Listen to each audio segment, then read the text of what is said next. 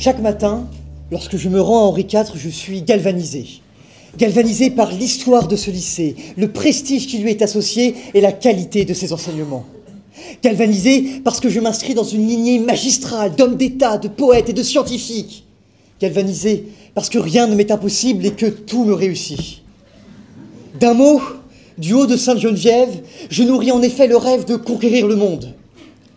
Alors, vous imaginez bien qu'à mes oreilles, ce sujet, que nous vole l'ambition, a d'abord résonné comme un éloge de la médiocrité. Et puis j'ai cessé d'être un instant d'être un roquet parisien pour faire le point. J'ai donc imaginé ce que serait ma vie si je n'avais pas fait le choix d'un parcours si ambitieux, et étonnamment, j'y ai trouvé beaucoup de positif.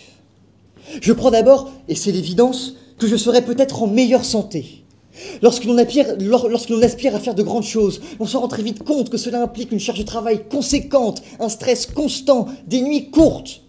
Je ne vous apprends sans doute rien. Vous êtes pour la plupart ici plus âgés que moi. Mais surmontant ma naïveté habituelle, j'ai fini par réaliser que tout n'était pas aussi rose que ce que je l'aurais voulu.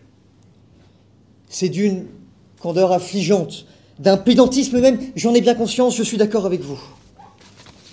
Et je sais ce que vous vous dites. Calimero, calme-toi, tout va bien dans ta vie et tu découvres juste qu'il faut bosser. Et vous auriez raison. Mais ce n'est pas qu'il faille bosser que je découvre. Ce que je découvre, c'est que bosser s'avère parfois dangereux et que progresser implique en permanence d'esquiver l'abîme. Et, au-delà de moi, au-delà de soi, être ambitieux est ensuite souvent un calvaire pour ceux que l'on aime. Car l'ambition n'arrive jamais seule. Elle est accompagnée de la pire infamie qui soit, l'ego.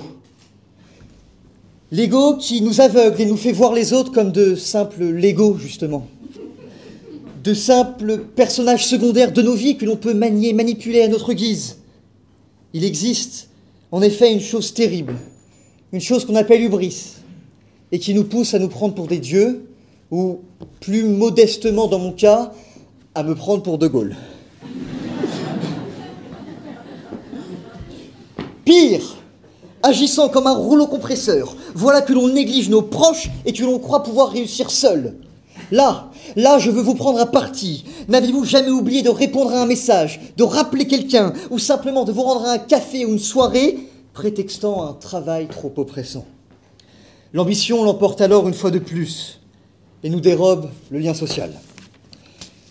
C'est pourquoi je n'ai jamais eu d'histoire amoureuse, parce que trop concentré sur autre chose.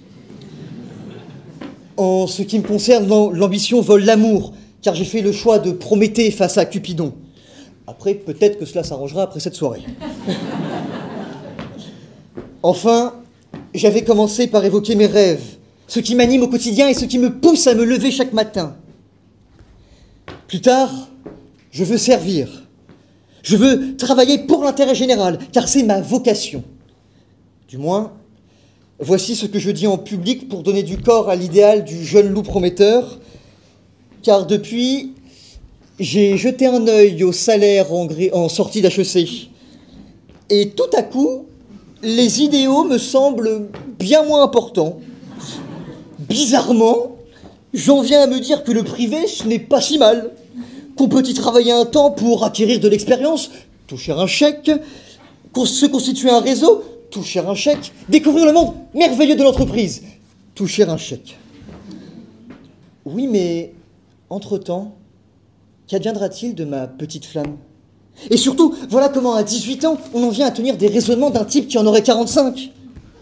Par conséquent, je décide finalement de faire le procès de l'ambition pour haute trahison, car elle a trahi ses promesses, promesses de liberté, promesses de réussite, promesses de bonheur. Je veux l'avoir conduite à l'échafaud, et du plus fervent avocat, j'en deviens le procureur le plus agressif.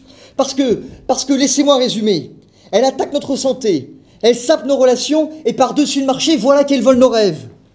Alors demain, je vous en conjure, ayez l'ambition de l'essentiel, osez la sobriété, rappelez ce que vous avez délaissé, détournez le regard de cette catin pleine de promesses. Car tout compte fait, l'ambition n'est pas une salvation, c'est bel et bien la pire des malédictions.